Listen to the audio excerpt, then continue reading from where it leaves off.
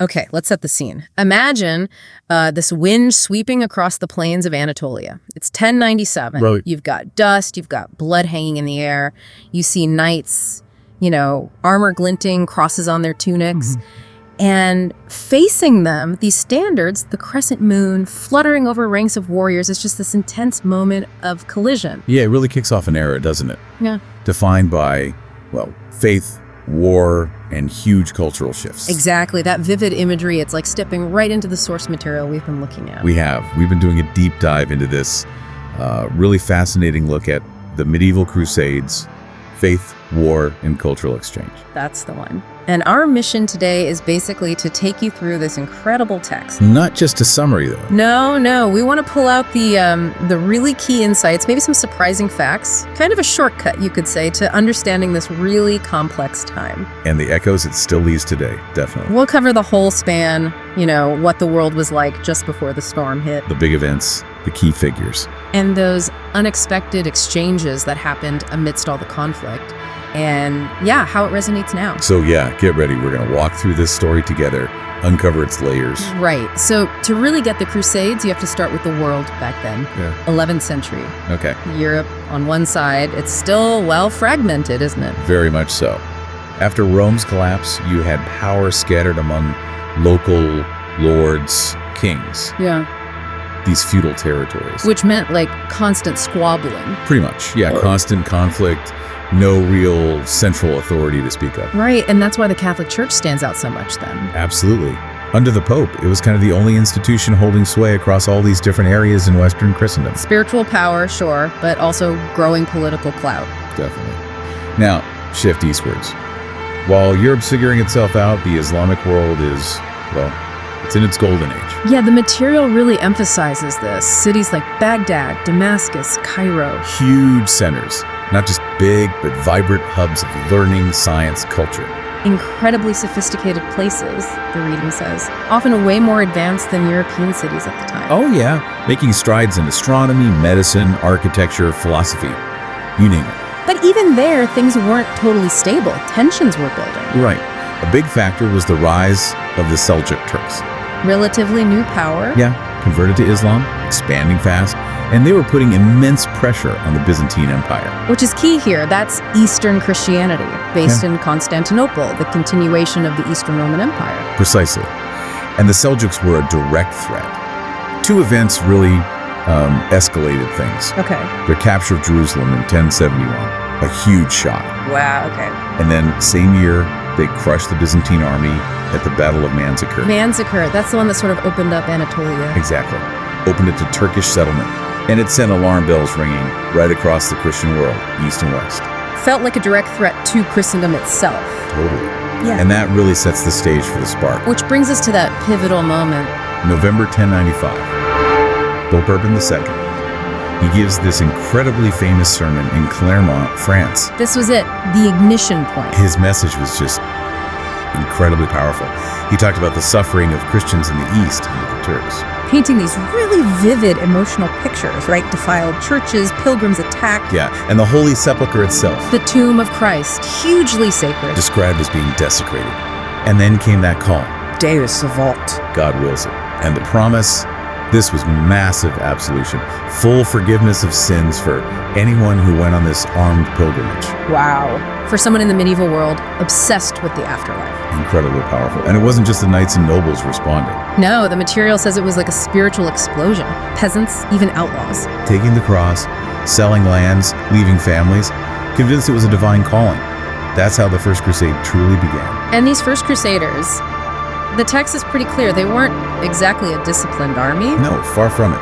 Many were ill-prepared, untrained, but driven by this intense, almost, fanatical belief. Their journey east must have been horrific. Brutal. Scorching deserts, freezing mountains, hostile territory, disease, hunger.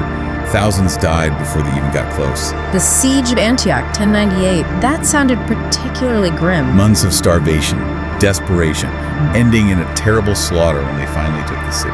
And then Jerusalem, 1099. the final assault. The descriptions.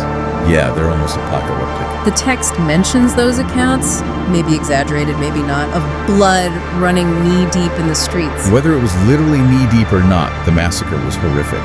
Our reading confirms Jews burned in their synagogue, Muslims slaughtered in mosques. Just brutal. A horrifying human cost. Yeah. From the Crusaders' viewpoint. From Miracle, they'd done the impossible. Yeah, established Crusader states, Jerusalem is the crown jewel. But that triumph didn't bring lasting peace. Not by a long shot. And from that aftermath, a new figure rises, Saladin. Salah ad-Din Yusuf ibn Ayyub becomes legendary, really, in both East and West. Born in Tikrit, 1137. And the material describes him as more than just a warrior. Oh yeah, a scholar, a statesman, devout Muslim. And crucially, he managed to unite the Islamic world, which had been pretty fractured before. United them against the Crusaders. Exactly. His greatest military victory against them, Hattin, 1187. Battle of Hattin. Big one. Huge. And he captured the relic of the True Cross. Massive blow to Christian morale. But what really stands out, especially compared to the First Crusade's capture of Jerusalem, is his recapture of the city, just months later. Right. No bloodbath this time. Quite the opposite. Incredible mercy, actually. Spared civilians, arranged ransoms, and remarkably, reopened the city to Christian pilgrims. To all faiths, really. That kind of chivalry, it stunned Europe, didn't it? Genuinely. Yeah. Our reading highlights how he earned respect even from enemies, a real exception for the time. So Saladin's triumph naturally sparks a reaction in Europe. The Third Crusade, often called the Crusade of Kings. Because it had the big names. Richard the Lionheart from England. Philip Augustus from France, Emperor Frederick Barbarossa from the Holy Roman Empire. Titans, really. But it hit problems early on. It did. Barbarossa tragically drowned on the way. Oh, wow. And Philip got frustrated with politics, and Richard, frankly, and went home early. So a lot fell on Richard the Lionheart. And he was, by all accounts, a brilliant military tactician. The material details how he retook the key port city of Acre. Yep. And fought Saladin to a strategic standstill at Arsif. But here's one of those surprising details the text mentions. The mutual respect thing. Yeah, they never met in person, right? Never. But they exchanged letters, envoys, gifts. When Richard was sick, Saladin sent his own doctor. And Richard sent horses when Saladin's died. Exactly. It's this remarkable human connection cutting right through the war. Absolutely fascinating. So, in the end, Richard couldn't retake Jerusalem, but they agreed a truce in 1192. Jerusalem stays Muslim, but pilgrims can visit freely. Right. Not the dream outcome for the Crusaders, but the text points to it as this moment of kind of rare honor between leaders. Okay, moving into the early 13th century, things take a darker, stranger turn. You mean the Children's Crusade? Heartbreaking and, well, baffling in many ways. The legend, as it's recorded, talks about thousands of kids, France, Germany. Inspired by visions, apparently. Yeah. Believing their innocence could do what armies couldn't.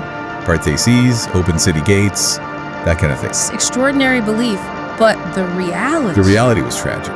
Most never made it. Died of starvation, exposure. Or worse, kidnapped and sold into slavery. Horrifyingly, yes.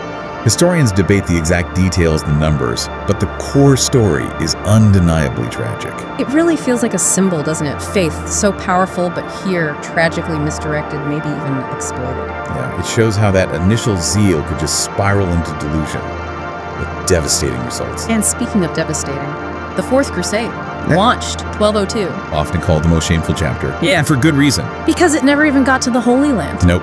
Got diverted.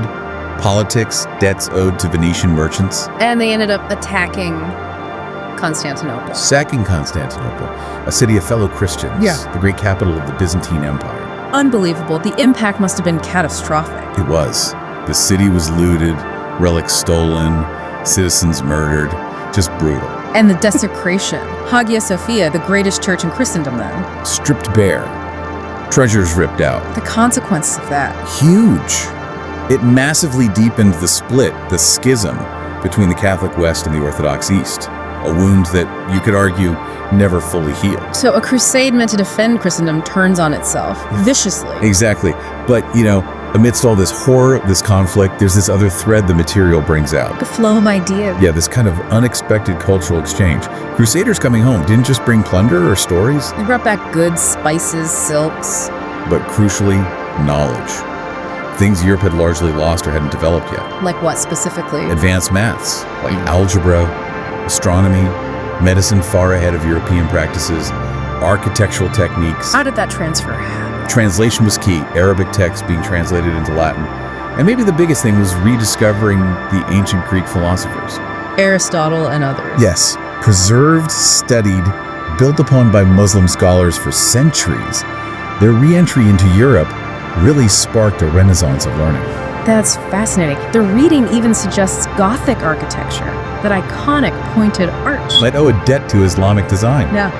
Inspired by mosques Crusaders saw. It's a real possibility. So it's like this bridge, built of blood maybe, but also brilliance. Well, that's a good way to put it. Conflict, but also connection and exchange, strangely enough. So as time goes on, that initial crusading fire starts to die down. Yeah, it really wanes. Later crusades get bogged down in European politics. They're poorly funded, disorganized. The popular spirit isn't there in the same way. And the end of the Crusader presence in the Holy Land itself Comes with the fall of Acre in 1291. That's really the end of those Crusader states in the Levant. But the impact obviously lasts much longer. Profoundly. Changed Europe, military, religion, culture. And definitely left a deep, complex scar on Christian-Muslim relations. Still felt today. Absolutely. But it's not just negative. Those trade routes they established, they became arteries of commerce, conversation, long after the fighting. And pilgrimage continued. Travel too. Right. So alongside the distrust, there's also this enduring fascination, even respect sometimes, like we saw with Richard and Saladin. It's complicated. Which brings us to how we remember them now. The material says it's, well, complex is an understatement. Totally. For some, it's still about heroism, faith. For others, it's religious imperialism, intolerance, brutality. The word crusade itself is loaded. Hugely. In the Islamic world, it can still evoke invasion, violence. In the West, it's tangled valor, faith, but also shame, thinking about Constantinople. The truth is in the layers, as always. Exactly. It wasn't one single thing. It was this seismic age that reshaped worlds, showed the absolute heights of devotion and the terrifying depths of cruelty. Saints and monsters on the same roads, as the reading puts it. Yeah, and it's compelling how, even through all that, connections were made, knowledge flowed. It's much more nuanced than just a simple clash. If you stand in Jerusalem today, you see the Church of the Holy Sepulchre near the Dome of the Rock. Pilgrims of all faiths, walking paths where armies marched. You can go to Acre, Damascus.